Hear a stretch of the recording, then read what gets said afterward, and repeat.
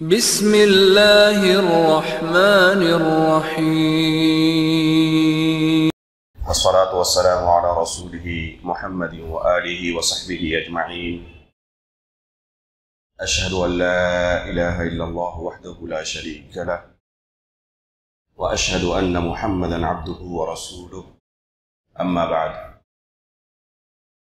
محترم ومکرم حاضرین مجلس، بزرگوں، دوستوں، اسلامی بھائیوں اور پردہ نشین ماں و بہنوں، اللہ رب العالمین کا ہمارے اوپر جو احسان اور کرم ہے، اس کی جو ہمارے اوپر نعمتیں ہیں، ان نعمتوں کو ہم شمار نہیں کر سکتے.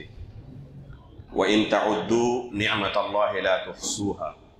اللہ رب العالمین کا ارشاد ہے کہ اگر تم اللہ رب العالمین کی نعمتوں کو شمار کرنا چاہو تو شمار نہیں کر سکتے. ان نعمتوں میں سے عظیم نعمت اللہ رب العالمین کا رسول اللہ صلی اللہ علیہ وسلم کو اس دنیا میں دین اسلام دے کر مبعوث کرنا ہے. اللہ رب العالمین نے خصوصی طور پر قرآن کریم کے اندر اس نعمت کا تذکرہ کیا ہے. لقد من اللہ علی المؤمنین اذ بعث فیہم رسولا منہم یتلو علیہم آیاتہ ویزکیہم ویعلمہم الکتاب والحکمہ. اللہ رب العالمین کا ارشاد ہے کہ اللہ رب العالمین کا یہ احسان ہے، کرم ہے مؤمنوں پر کہ انہی میں سے ایک رسول بھیجا جو ان کا تزکیہ کرتے ہیں، انہیں کتاب و سنت کی، کتاب اللہ کی اور حکمت کی تعلیم دیتے ہیں. تو اللہ کے رسول صلی اللہ علیہ وسلم کا اس دنیا میں مبعوث کیا جانا اللہ رب العالمین کی نعمتوں میں سے اور اس کے احسانات میں سے ایک عظیم احسان ہے. رسول اللہ صلی اللہ علیہ وسلم کو جن لوگوں کے درمیان مبعوث کیا گیا تھا، ان لوگوں کی سیرت پر آپ نظر ڈالیں. کس حالت میں اللہ کے رسول کو لوگوں کے درمیان بھیجا گیا تھا. جب سے یہ دنیا بنی ہے اور قیامت تک شاید اتنے ظالم، جابر، سفاک اور خونخوار لوگ آپ کو شاید پوری دنیا کی تاریخ میں نظر نہ آئے. اس زمانے کو ہم زمانہ جاہلیت کہتے ہیں. معمولی باتوں پر ان کے درمیان جنگیں شروع ہو جاتی، اور ایک مرتبہ کوئی جنگ شروع ہوتی سالوں سال تک چلتی، بسا اوقات 100 سال تک ایک جنگ جاری رہتی. اتنے زیادہ ظالم و جابر کہ اپنی ہی بیٹیوں کو زندہ دفن کر دیتے تھے. ان کی تاریخ پوری اگر دیکھیں، اللہ کے رسول صلی اللہ علیہ وسلم کی بعثت سے پہلے کی انتہائی تاریک نظر آئے گی. اس سے زیادہ گئے گزرے اور جاہلیت کے اندر پوری دنیا کی تاریخ میں کوئی دور آپ کو نظر نہیں آئے گا. ایسے لوگوں کے درمیان اللہ رب العالمین نے نبی صلی اللہ علیہ وسلم کو مبعوث فرمایا. اللہ کے رسول نے اللہ کے دین کو پہنچانا ان کے درمیان شروع کیا، اور آہستہ آہستہ لوگ اس دین کے اندر داخل ہونے لگے.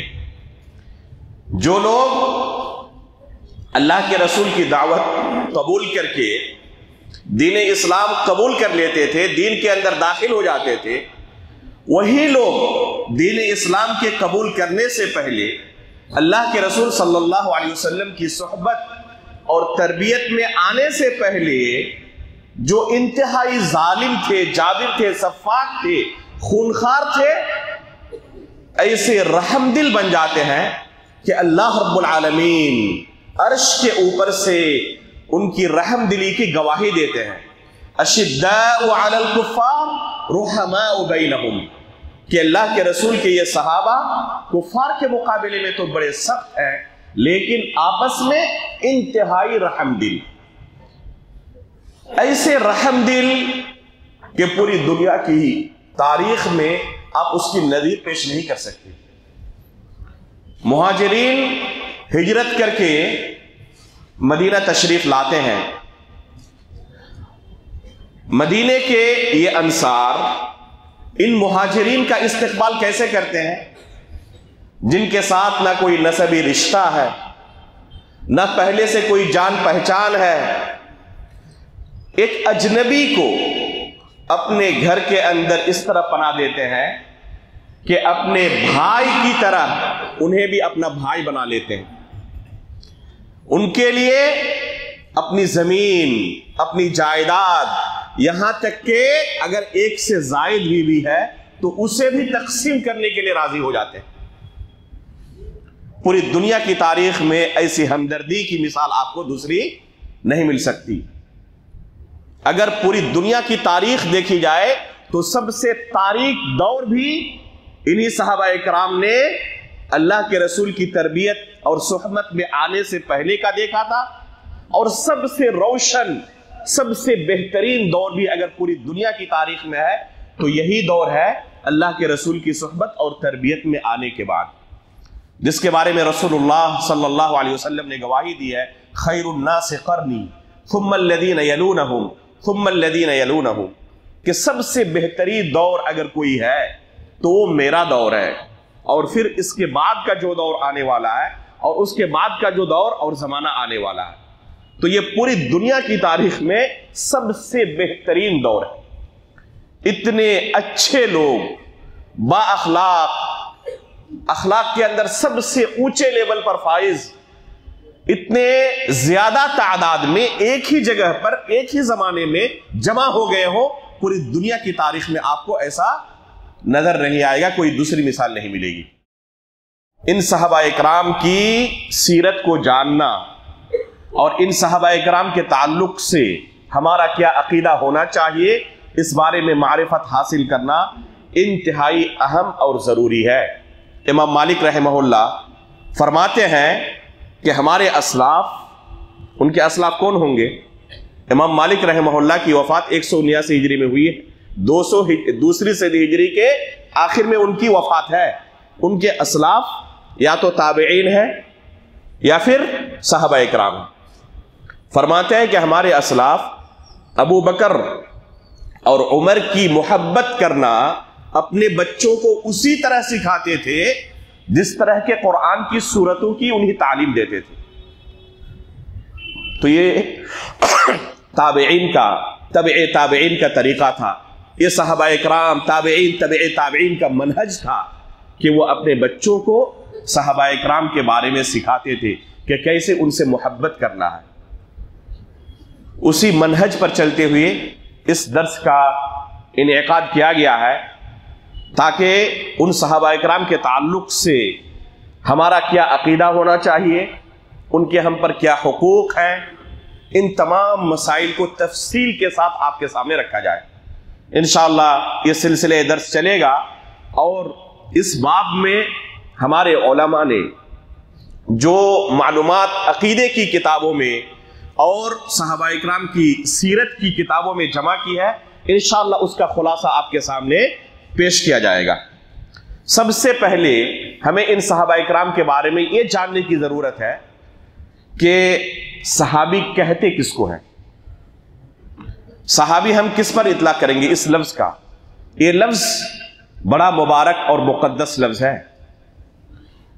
اس کا اطلاق کیا ہر شخص پر کیا جا سکتا ہے، یا کچھ خاص قسم کے نفوس قدسیاں ہیں جن کے لیے اس لفظ کا استعمال خاص ہے؟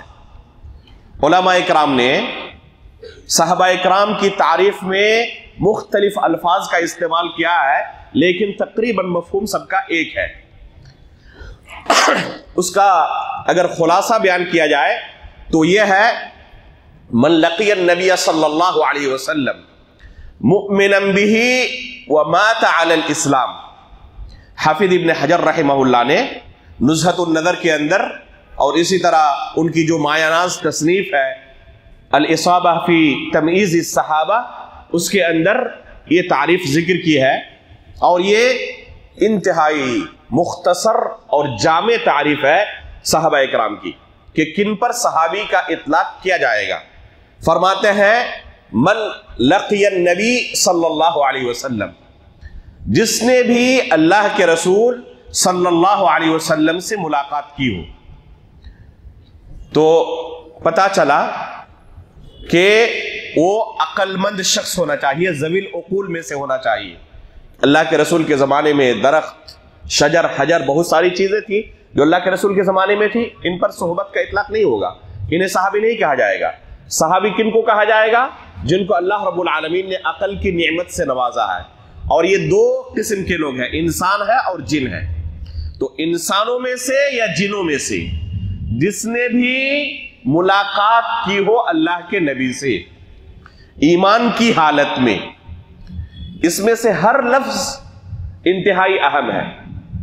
ملاقات شرط ہے، دیکھنا نہیں کہا گیا، کیونکہ اللہ رب العالمین نے بہت سارے لوگوں کو بینائی کی نعمت سے محروم رکھا ہے، انہوں نے بھی اللہ کے رسول سے ملاقات کی ہے، جیسے عبداللہ ابن ام مکتوم رضی اللہ تعالی عنہ نابینا تھے، ان کو بھی صحابی کہا جائے گا، اللہ کے رسول کو دیکھا نہیں لیکن ملاقات اللہ کے رسول سے کی ہے۔ تو جس نے بھی ملاقات کی ہو اللہ کے رسول کے ساتھ، نبی صلی اللہ علیہ وسلم کے ساتھ، لفظ نبی اس بات کی دلیل ہے کہ نبوت ملنے سے پہلے اگر کسی نے اللہ کے رسول سے ملاقات کی ہو، نبوت ملنے کے بعد اس کی ملاقات اللہ کے رسول سے نہیں ہو سکی اور اللہ کے رسول کی وفات ہو گئی، بعد میں ایمان لایا، ایسے شخص کو صحابی نہیں کہا جائے گا۔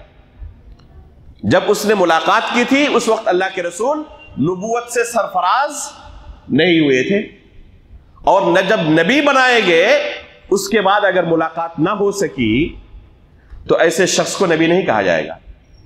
یا پھر اللہ کے رسول کے زمانے میں وہ باحیات تھے لیکن توفیق ایسی نہیں ہو سکی کہ اللہ کے رسول کے پاس سفر کر کے آئے اور اللہ کے رسول سے ملاقات کرے، تو ایسے شخص کو بھی صحابی نہیں کہا جائے گا۔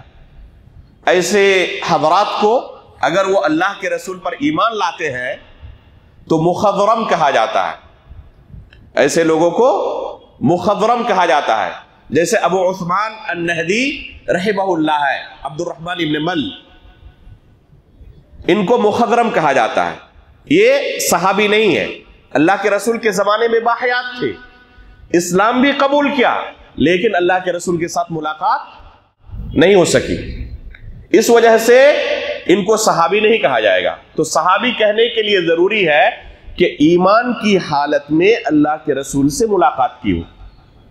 اگر ایمان کی حالت میں ملاقات نہیں کی، کفر کی حالت میں ملاقات کی، جب اللہ کے رسول سے ملاقات کی تھی اس وقت تک وہ کیا تھے؟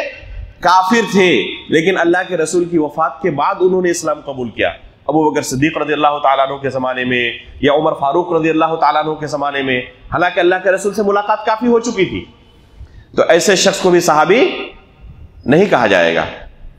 اللہ کے رسول سے ملاقات ضروری ہے اور وہ بھی ایمان کی حالت میں، وَمَاتَ عَلَى الْإِسْلام، اور ایمان پر ہی اس کی ملاقات ہے، اس کی وفات بھی ہوئی ہو، ایمان پر ہی اس کی وفات بھی ہوئی ہو، یہ ضروری ہے۔ مثال کے طور پر اگر کسی نے اللہ کے رسول پر ایمان لایا، ملاقات بھی کی لیکن نعوذ باللہ مرتد ہو گیا، اللہ کے رسول جب تک باحیات رہے تب تک وہ مرتد ہی رہا، لیکن وفات کے بعد اس نے بعد میں پھر دوبارہ اسلام قبول کر لیا اور اسلام کی حالت پر اس کی وفات ہوئی ہے۔ بیچ میں ایک فترہ گزرا ہے، ایک زمانہ گزرا ہے جب وہ مرتد ہو گئے تھے، لیکن بعد میں اللہ رب العالمین نے دوبارہ اسلام کی نعمت سے نوازا اور جب وفات ہوئی تو اسلام کے اوپر وفات ہوئی ہے، تو ایسے شخص کو بھی صحابی کہا جائے گا، کیونکہ اللہ کے رسول سے ایمان کی حالت میں ملاقات کی تھی اور وفات اسلام پر ہوئی ہے۔ تو اگر اسلام پر وفات ہوئی ہو تو ایسے شخص کو صحابی کہا جائے گا، لیکن وفات اگر کفر پر ہوئی ہو، مرتد ہو کر مرا ہو، تو ایسا شخص صحابی نہیں کہا جائے گا۔ پتا چلا کہ اللہ کے رسول سے بے شمار لوگوں نے ملاقات کی تھی، سب کو صحابی نہیں کہا جائے گا۔ صحابی صرف ان کو کہا جائے گا جنہوں نے اللہ کے رسول کے اوپر ایمان لایا ہو، اور ایمان کس کو کہتے ہیں؟ صدق دل سے اس نے اسلام قبول کیا ہو۔ لہذا اگر کسی نے صرف زبان کے طور پر، زبانی طور پر، ظاہری طور پر اسلام قبول کیا ہو اور حقیقت میں اس نے دل سے اسلام قبول ہی نہیں کیا، جیسے عبداللہ بن ابی بن سلول تھا، منافقوں کا سردار، تو ایسے شخص کو صحابی نہیں کہا جائے گا۔ ایمان کی حالت میں ملاقات ضروری ہے، ہمیں سب سے پہلے یہ جاننا ضروری ہے کہ صحابی کسے کہتے ہیں، ورنہ سلمان ندوی جیسے منحرف افکار کے لوگ آئیں گے اور کہیں گے کہ صحابہ اکرام میں بہت سارے منافقین بھی تھے، نعوذ باللہ من ذالک۔ ممکن ہی نہیں ہو سکتا کہ کوئی صحابی بھی ہو اور منافق بھی ہو، یہ دو متضاد الفاظ ہیں۔ منافق صحابی نہیں ہو سکتا، صحابی منافق نہیں ہو سکتا، اس لیے کہ اگر ایمان کی حالت میں اللہ کے رسول سے ملاقات نہیں کی ہے، نفاق کی حالت میں ملاقات کی ہے، تو صحابی ہے ہی نہیں ہو۔ لہذا کوئی صحابی منافق ہو یہ ممکن نہیں، اور کوئی منافق صحابی ہو یہ بھی ممکن نہیں ہے۔ جس نے بھی اللہ کے رسول سے ملاقات کی ہو، چاہے وہ انسانوں میں سے ہو چاہے جنوں میں سے ہو، چنانچہ جن علماء اکرام نے صحابہ اکرام کی سیرت پر کتابیں تصنیف کی ہیں، بے شمار علماء نے صحابہ اکرام کی سیرت پر کتابیں تصنیف کی ہے ہمارے اسلاف میں سے، جن میں سے سب سے 3 کتابیں اہم ہیں۔ ایک ہے ابن عبد البر رحمہ اللہ کی الاستیعاب فی معرفت الاصحاب، ایک کتاب ہے علامہ ابن الاثیر الجزری رحمہ اللہ کی اسد الغابہ، اور تیسری کتاب ہے حافظ ابن حجر الاسقلانی رحمہ اللہ کی الاصابہ فی تمییز الصحابہ۔ خصوصاً حافظ ابن الاثیر رحمہ اللہ نے اور حافظ ابن حجر رحمہ اللہ نے اسد الغابہ میں اور الاصابہ میں صحابہ اکرام کی جو سیرت بیان کی ہے، تو انسانوں کے ساتھ ساتھ جنوں کی ایک جماعت کا بھی تذکرہ کیا ہے، جنوں کی ایک جماعت کا بھی تذکرہ کیا ہے جنہوں نے اللہ کے رسول پر ایمان کی حالت میں ملاقات کی تھی، جیسے زوبعہ رضی اللہ تعالیٰ عنہ ہے، یہ جنوں میں سے تھے، جن کا واقعہ بھی مذکور ہے۔ اللہ کے رسول صلی اللہ علیہ وسلم سے جنوں کی جماعت نے، قرآن میں اللہ رب العالمین نے اس واقعے کو ذکر کیا ہے، قل اوحی الی انہ استمع نفر من الجن فقالوا انا سمعنا قرآنا عجبا یہدی الی الرشد فآمنا به ولن نشرک بربنا احدا۔ ان 2 آیتوں میں سورۃ الجن کی پہلی اور دوسری آیت ہے، اللہ رب العالمین نے کیا بیان کیا ہے کہ جنوں کی ایک جماعت نے اللہ کے رسول سے قرآن کی تلاوت سنی تو کہا انا سمعنا قرآنا عجبا، کہ ہم نے آج ایک قرآن کی تلاوت سنی ہے جو ایک عجیب و غریب کلام ہے، یہدی الی الرشد فآمنا به، یہ قرآن لوگوں کو ہدایت کا راستہ دکھاتا ہے، ہم نے جب اس کی تلاوت سنی تو فوراً ہم اس پر ایمان لے آئے۔ تو جنہوں نے اللہ کے رسول کی تلاوت سنی تھی اور پھر ایمان بھی لائے، جیسے کہ قرآن گواہی دے رہا ہے، تو یہ کیا شمار ہوں گے؟ یہ بھی صحابی کہلائے جائیں گے۔ لیکن کسی جن سے ملاقات کر کے کوئی انسان تابعی نہیں ہو سکتا، تابعی اس کو کہا جائے گا جس نے کسی صحابی سے ملاقات کی ہو انسانوں میں سے۔ اگر کسی جن سے کسی انسان نے ملاقات کی اور یہ جن صحابی تھے تو اس انسان کو اس وجہ سے تابعی نہیں کہا جائے گا۔ یہ ہے صحابہ اکرام کی تعریف کہ اللہ کے رسول سے ملاقات کی ہو، اس میں عمر کی کوئی قید نہیں، زمانے کی کوئی قید نہیں کہ کتنے سال تک ملاقات کی ہو، 1 سال 2 سال 10 سال 20 سال، کوئی قید نہیں، ایک لمحہ بھی اگر اللہ کے رسول سے ملاقات ثابت ہے وہ صحابی ہے، چاہے وہ چھوٹے ہوں چاہے بڑے ہوں۔ اس لیے بہت سارے صحابہ اکرام جو بلوغت کی عمر کو نہیں پہنچے تھے اور اللہ کے رسول کی وفات ہو گئی، جیسے عبداللہ بن عباس رضی اللہ تعالیٰ عنہ ہے، بلوغت کی عمر پہنچنے سے پہلے ہی اللہ کے رسول صلی اللہ علیہ وسلم کی وفات ہو جاتی ہے، بالاجماع یہ صحابی ہے، کسی نے ان کے صحابی ہونے پر شک نہیں کیا، حالانکہ اللہ کے رسول اس وقت تک، جس وقت اللہ کے رسول کی وفات ہوئی، یہ بلوغت کی عمر کو نہیں پہنچے تھے۔ بہت سارے صحابہ اکرام انتہائی چھوٹے تھے، جیسے ابو امامہ رضی اللہ تعالیٰ عنہ انتہائی چھوٹے تھے اور اللہ کے رسول صلی اللہ علیہ وسلم کے پاس ان کو لایا گیا اور اللہ کے رسول صلی اللہ علیہ وسلم نے اسے دیکھا، انہوں نے بھی اللہ کے رسول کو دیکھا۔ حجۃ الوداع کے موقع پر مورخین نے ذکر کیا ہے تقریباً 1,24,000 صحابہ اکرام حاضر تھے۔ اللہ کے رسول نے ان کو دیکھا، انہوں نے اللہ کے رسول کو دیکھا. یہ سب کے سب صحابی شمار کیے جائیں گے جنہوں نے اللہ کے رسول صلی اللہ علیہ وسلم سے ملاقات کی. بلکہ سن 10 ہجری کے اندر طائف کے اندر اور مکے کے اندر رہنے والا کوئی ایسا بندہ نہیں تھا جس نے اسلام قبول نہ کر لیا. یہی طائف والے تھے جن کے پاس اللہ کے رسول مکی زندگی میں اسلام لے کر گئے تھے. اور ان لوگوں نے کیا کیا تھا اللہ کے رسول کے ساتھ معروف ہے. اللہ کے رسول کے اوپر پتھروں کی بارش کی تھی. پہاڑ کا فرشتہ آ کر اللہ کے رسول سے کیا درخواست کرتا ہے؟ اگر آپ اجازت دیں تو ان تمام کو ہم 2 پہاڑوں کے درمیان پیس کر رکھ دیں. اللہ کے رسول نے کیا فرمایا تھا کہ مجھے امید ہے یہ اگر اسلام قبول نہ کرے تو ان کی پشت سے ایسے لوگ پیدا ہوں جو اس دعوت کو قبول کرے اور اسلام قبول کرے. اللہ کے رسول صلی اللہ علیہ وسلم نے اجازت نہیں دی کہ ان کو مار دیا جائے.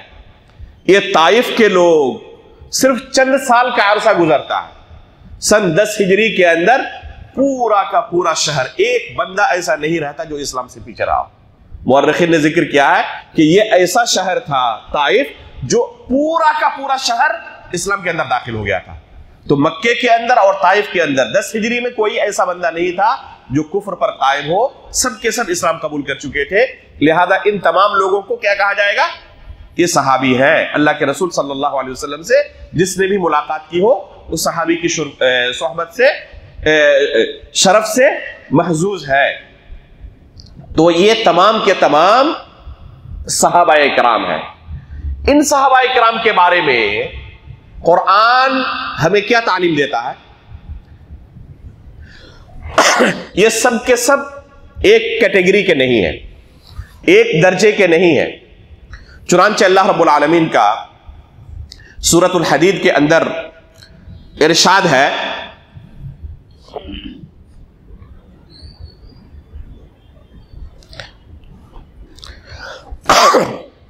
لا يستوي منكم من انفق من قبل الفتح وقاتل. جس نے فتح مکہ سے پہلے اسلام قبول کیا اور اللہ کے رسول صلی اللہ علیہ وسلم کی معیت میں غزوات میں شریک رہے، جنگوں میں شریک رہے، تو یہ لوگ اور جنہوں نے بعد میں اسلام قبول کیا یہ ایک درجے کے نہیں ہو سکتے. مراتب کے اندر ان کے درمیان فرق ہوگا. یہ فرق مراتب قرآن نے ہمیں سکھایا ہے. چنانچہ فرماتے اولئک اعظم درجۃ من الذین انفقوا من قبل انفقوا من بعد وقاتلوا.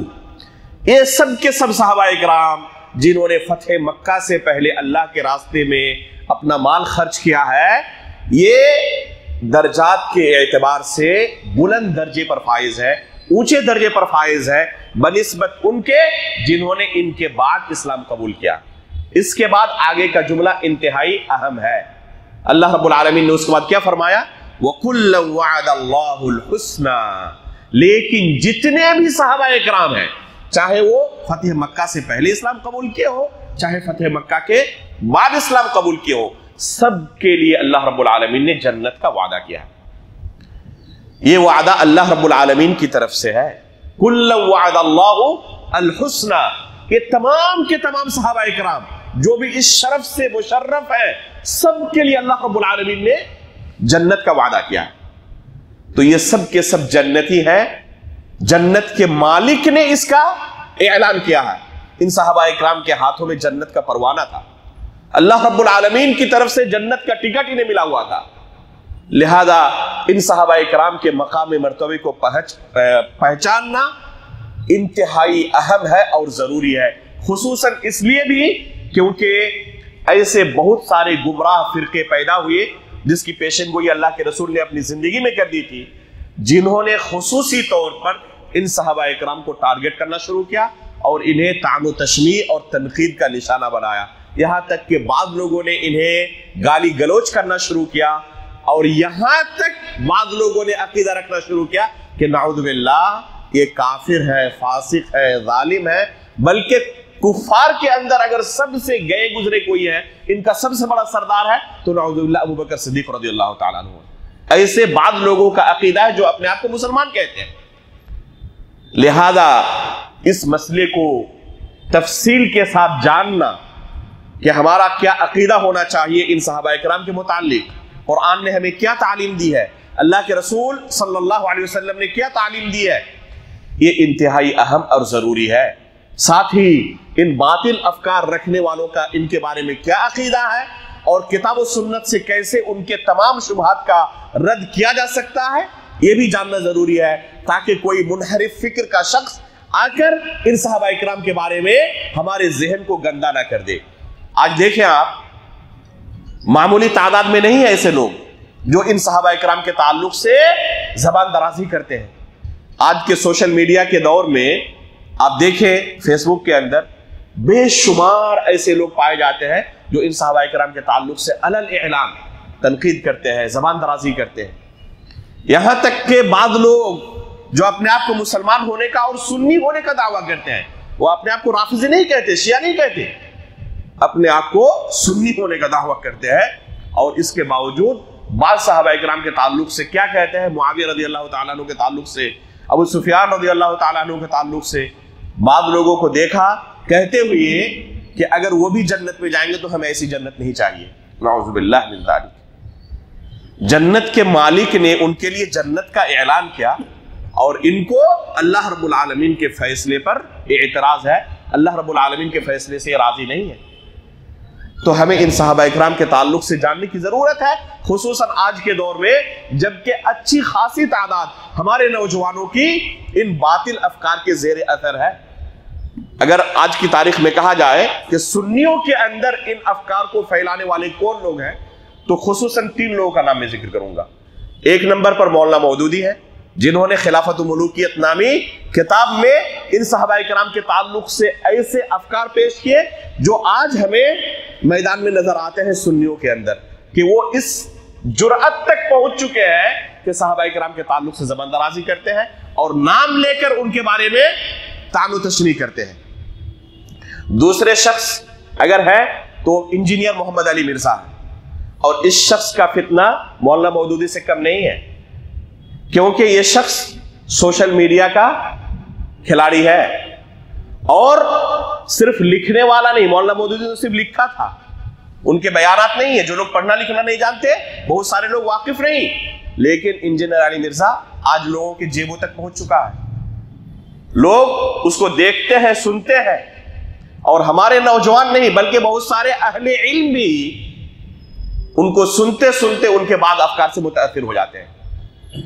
اور تیسرا شخص اگر کہوں گا تو ہمارے ملک میں ہے، جنہوں نے آج کل یہی اپنا مشن بنایا ہوا ہے، ان صحابہ کرام کے تعلق سے طعن و تشریح کرنا۔ محرم مہینے میں ابھی کئی کلپس ان کی طرف سے آئے، مولانا سلمان ندوی، جنہوں نے صحابہ کرام کے تعلق سے حد درجہ حفوات بکے، اور یہاں تک دعویٰ کیا کہ اگر ان صحابہ کرام میں سے جو منافقین تھے ان کے بارے میں ہم بیان کرنا شروع کریں تو مہینوں رک جائیں گے، ان منافقین صحابہ کرام کے بارے میں چرچا کرتے ہوئے، نعوذ باللہ من ذالک۔ ابھی ہم نے کہا کہ کوئی منافق صحابی نہیں ہو سکتا، کوئی صحابی منافق نہیں ہو سکتا۔ ایک شبہہ جو بہت زیادہ پھیلاتے ہیں وہ یہ ہے کہ کسی نے اگر صرف 1 منٹ کے اللہ کے رسول کو دیکھا ہو، نہ کوئی جنگ لڑی اللہ کے رسول کے ساتھ، نہ کوئی خدمت انجام دی اللہ کے رسول کے ساتھ، صرف دیکھا ہو، تو ان کو یہ فضیلت کیسے مل سکتی ہے؟ سب سے پہلے ہم ان لوگوں سے کہیں گے کہ اللہ رب العالمین نے ان کو یہ فضیلت دی ہے، تو آپ کون ہوتے ہیں ان پر تنقید کرنے والے؟ دلوں کے بارے میں انسان نہیں جانتا، اللہ رب العالمین جانتا ہے۔ اور ان صحابہ کرام کے بارے میں اللہ رب العالمین نے صرف ظاہر کی نہیں، ان کے باطن کی گواہی دی ہے۔ کیا فرمایا اللہ رب العالمین نے؟ اولئک الذین امتحن اللہ قلوبہم للتقوی، یہ وہ نفوس قدسیہ ہے جن کے دلوں کو اللہ رب العالمین نے جانچ لیا ہے، پرکھ لیا ہے تقوی اور پرہیزگاری کے لیے۔ اللہ رب العالمین نے جانچا، پرکھا اور دیکھا کہ ان کے دلوں کے اندر تقوی موجود ہے۔ ہمیں اور آپ کو پتا نہیں ہے کہ ہمارا کیا حال ہوگا، حقیقت میں تقوی ہے بھی یا ہم ریاکاری کے شکار ہیں، اللہ رب العالمین زیادہ بہتر جانتا ہے۔ لیکن ان صحابہ اکرام کے تعلق سے اللہ رب العالمین نے گواہی دی ہے کہ ان کے دل تقوی سے پر ہے۔ تو جن کے بارے میں اللہ رب العالمین نے گواہی دی ہے، کسی کو کیا اعتراض ہو سکتا ہے؟ البتہ ہم بھی یہ تسلیم کرتے ہیں کہ ان صحابہ اکرام کے درمیان فرق مراتب ہے، سب کے سب ایک درجے کے نہیں ہیں۔ چنانچہ علماء نے خصوصی طور پر اس مسئلے کو اپنی کتابوں میں ذکر کیا ہے اور بیان کیا ہے کہ سب صحابہ اکرام ایک درجے پر فائز نہیں تھے، اور ان کی درجہ بندی کی ہے، ان کو طبقات میں شمار کیا ہے۔ چنانچہ علماء اکرام نے ان صحابہ اکرام کو 12 طبقات میں شمار کیا ہے۔ پہلے نمبر پر کون ہے؟ جنہوں نے مکے کے اندر سب سے پہلے اسلام قبول کیا تھا، جیسے ابو بکر صدیق رضی اللہ تعالیٰ عنہ ہے، عمر فاروق، عثمان غنی، علی رضی اللہ تعالیٰ عنہم، عبد الرحمن بن عوف، سعد بن ابی وقاص، یہ تمام صحابہ اکرام جنہوں نے پہلے پہل اللہ کے رسول صلی اللہ علیہ وسلم کے ہاتھ پر اسلام قبول کیا تھا۔ دوسرے نمبر پر وہ صحابہ اکرام ہیں جنہوں نے دار الندوہ میں اللہ کے رسول صلی اللہ علیہ وسلم کے ہاتھ پر اسلام قبول کیا تھا۔ تیسرے نمبر پر جنہوں نے حبشہ کی طرف ہجرت کی تھی۔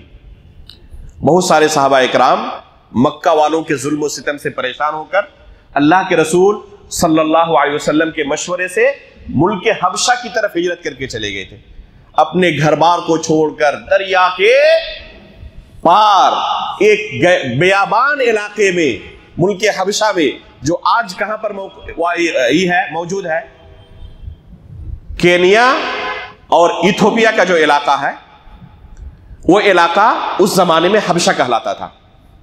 آج کی تاریخ میں اگر آپ میپ میں دیکھیں تو پائیں گے 2 افریقی ملک ایک دم سٹے ہوئے ہیں، ایک ہے کینیا جس کی راجدھانی ہے نیروبی، اور ایک ہے ایتھوپیا جس کی راجدھانی مومباسا ہے۔ ہمارے بہت سارے ساتھی اس علاقے کے تھے مدینے میں۔ تو یہ دونوں ملک اس زمانے میں کیا کہلائے جاتے تھے؟ حبشہ کہلائے جاتے تھے۔ تو ان صحابہ اکرام نے ہجرت کر کے حبشہ کی طرف منتقل ہو گئے تھے، اور اپنی زندگی اللہ کے رسول صلی اللہ علیہ وسلم سے دور رہ کر تاکہ امن و امان کے ساتھ اسلام پر عمل کر سکے گزاری، حالانکہ ان کے دل تڑپ رہے تھے اللہ کے رسول کو دیکھنے کے لیے۔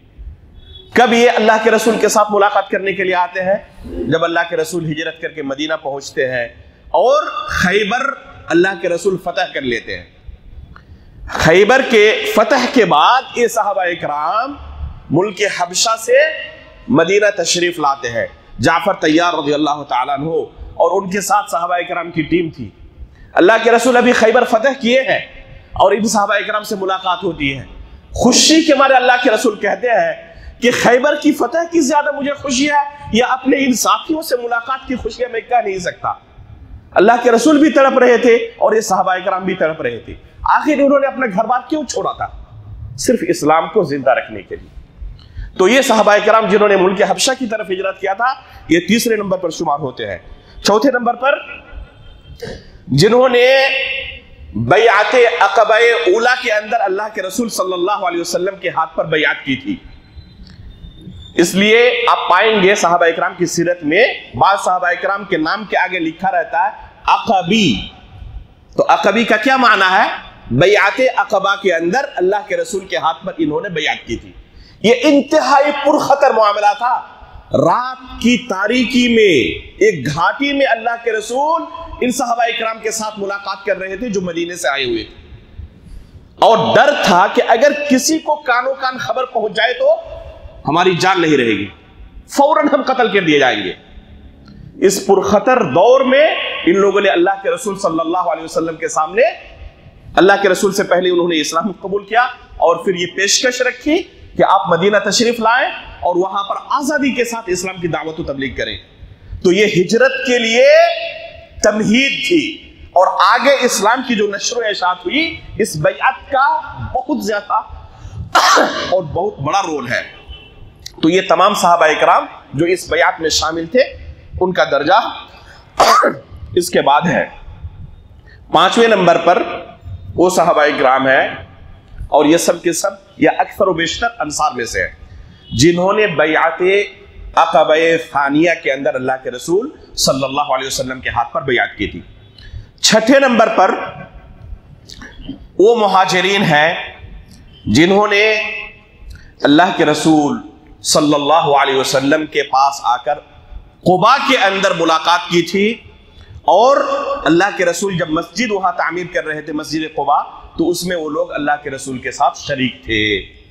7ویں نمبر پر وہ صحابہ کرام ہیں جنہوں نے جنگ بدر کے اندر اللہ کے رسول کے ساتھ شرکت کی تھی، جن کے بارے میں اللہ رب العالمین نے کیا اعلان فرمایا تھا؟ صحیح بخاری کی روایت ہے، اللہ کے رسول صلی اللہ علیہ وسلم فرماتے ہیں لعل اللہ اطلع علی اہل بدر فقال اعملوا ما شئتم فقد غفرت لكم، کہ اللہ رب العالمین نے ان بدری صحابہ کرام کی طرف جھانک کر کے اعلان کیا اعملوا ما شئتم، آج کے بعد تم جو کچھ عمل کرنا چاہو کرتے رہو، پہلے ہی تمہیں ہم نے معاف کر دیا۔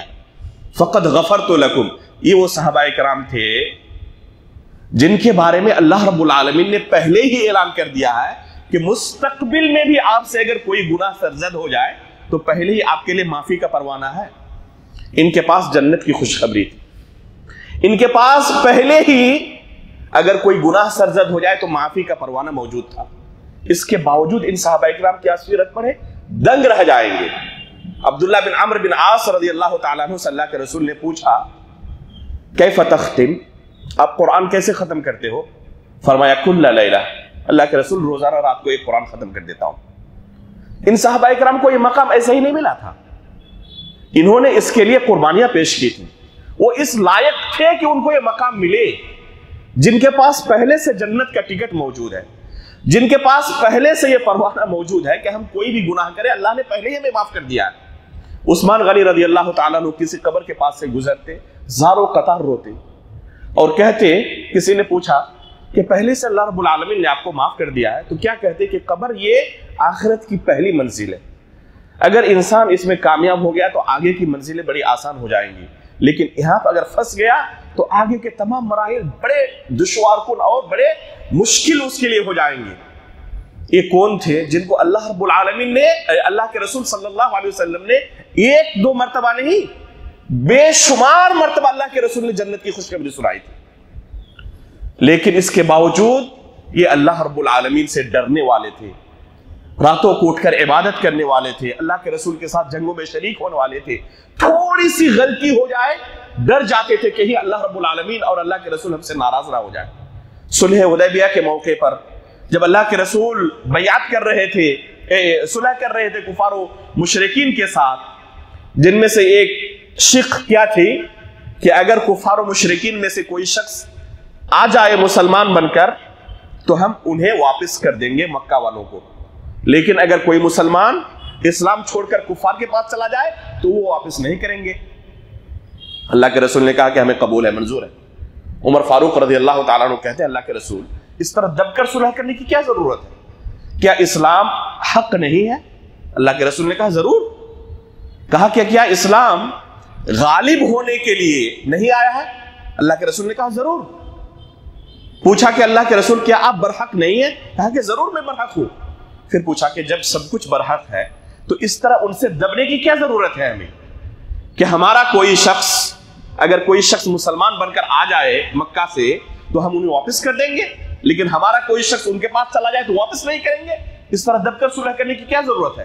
اللہ کے رسول نے خاموش رہنے کے لیے کہا اور اس صلح کو جاری کیا۔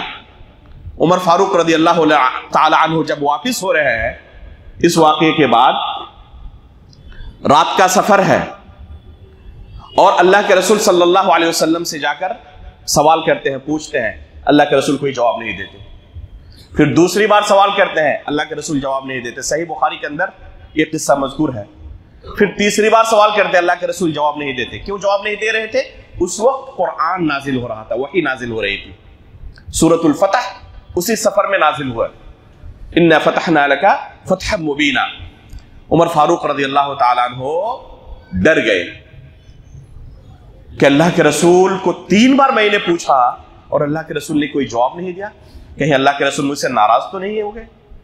کہہ رہے ہیں کہ میں اتنا ڈر گیا کہ کہیں اللہ رب العالمین میرے بارے میں قرآن کی آیت نازل نہ کر دیں۔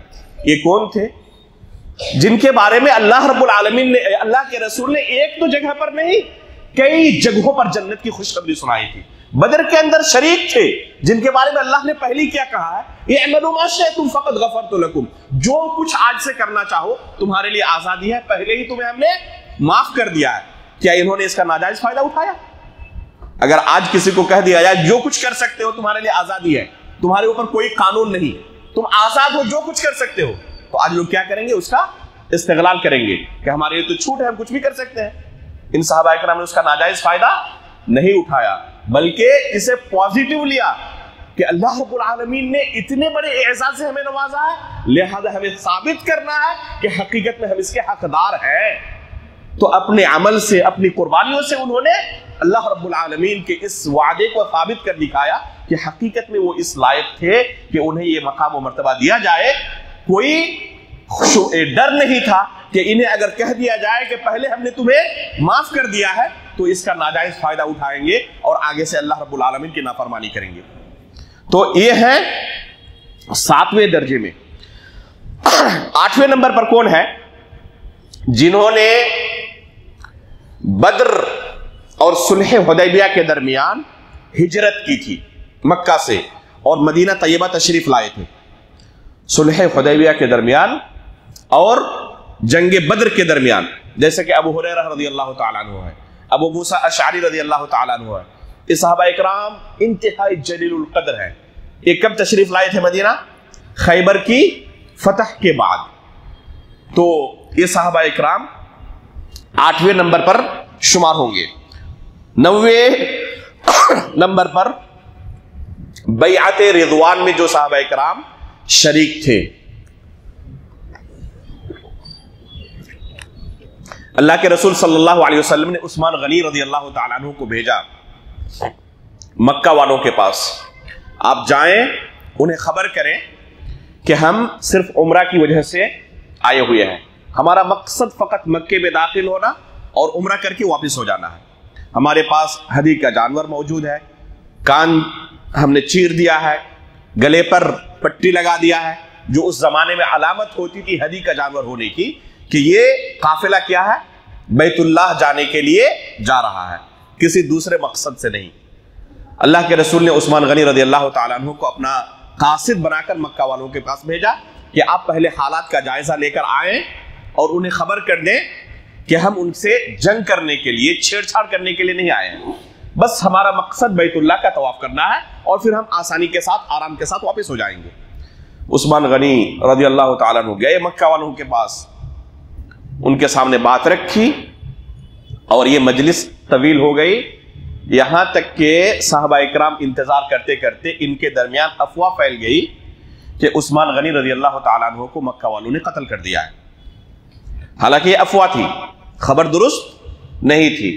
اللہ کے رسول صلی اللہ علیہ وسلم نے ان صحابہ اکرام سے جو جنگ کے لیے نہیں آئے تھے، ایک انسان جب جنگ کے لیے نکلتا ہے تو اس کے لیے تیاری کرتا ہے، اور جس کا مقصد فقط عمرہ کر کے واپس آ جانا ہے، ہتھیار ساتھ میں نہیں. ان صحابہ اکرام سے اللہ کے رسول نے بیعت لی ایک درخت کے نیچے کہ ہمارے ہاتھ پر بیعت کریں کہ جب تک عثمان غنی رضی اللہ تعالیٰ عنہ کے خون کا بدلہ نہیں لیں گے تب تک نہیں جائیں گے.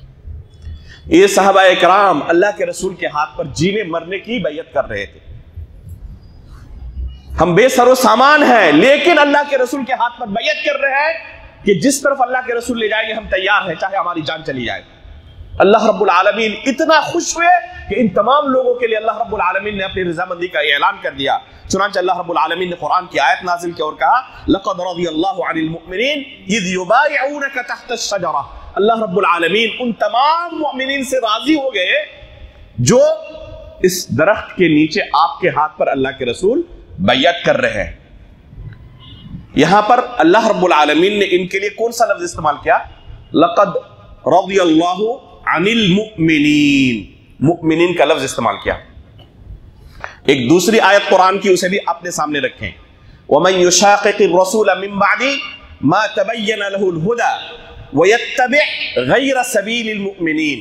اللہ رب العالمین نے کیا فرمایا اس آیت میں کہ جو اللہ کے رسول کی مخالفت کرے ہدایت واضح ہو جانے کے بعد اور مؤمنوں کے راستے کی خلاف ورزی کرے، جو مومنوں کا راستہ ہے اس کی اتباع نہ کرے، تو مومنین سے کون مراد ہے؟ اس لفظ مؤمنین وَيَتَّبِعْ غَيْرَ سَبِيلِ الْمُؤْمِنِينَ، جن مؤمنین کے راستے کی اتباع کرنا اللہ نے ضروری قرار دیا اس آیت میں، اسی کی تفسیر اس آیت سے ہو رہی ہے لَقَدْ رَضِيَ اللَّهُ عَنِ الْمُؤْمِنِينَ إِذْ يُبَايِعُونَكَ تَحْتَ الشَّجَرَةِ. یہاں پر واضح ہے کہ جو لوگ اللہ کے رسول کے ہاتھ پر بیعت کر رہے تھے یہ صحابہ اکرام کے علاوہ دوسرے نہیں ہو سکتے، نہ تابعین ہو سکتے ہیں، نہ تبع تابعین، نہ بعد کے لوگ ہو سکتے ہیں، کیونکہ جس نے بھی اللہ کے رسول کے ہاتھ پر بیعت کی وہ کیا ہو گئے؟ صحابی ہو گئے۔ تو اللہ رب العالمین نے صحابہ اکرام کی مخالفت کرنے کا انجام کیا کہا؟ نُوَلِّهِ مَا تَوَلَّى وَنُصْلِهِ جَهَنَّمَ وَسَاءَتْ مَصِيرًا، جو اللہ کے رسول اور آپ کے صحابہ کی خلاف ورزی کرے، ان کے راستے پر نہ چلے، انہیں ہم اپنے نفس کے سپرد کر دیں گے اور انہیں جہنم رسید کریں گے۔ تو صحابہ اکرام کے منہج پر چلنا ضروری ہے، ان کے راستے کی مخالفت جہنم رسید ہونے کا اس کی سزا ہے، اور یہ انجام ہے کہ جو صحابہ اکرام کے راستے پر نہیں چلے گا اس کا انجام کیا ہوگا؟ وہ جہنم رسید ہوگا۔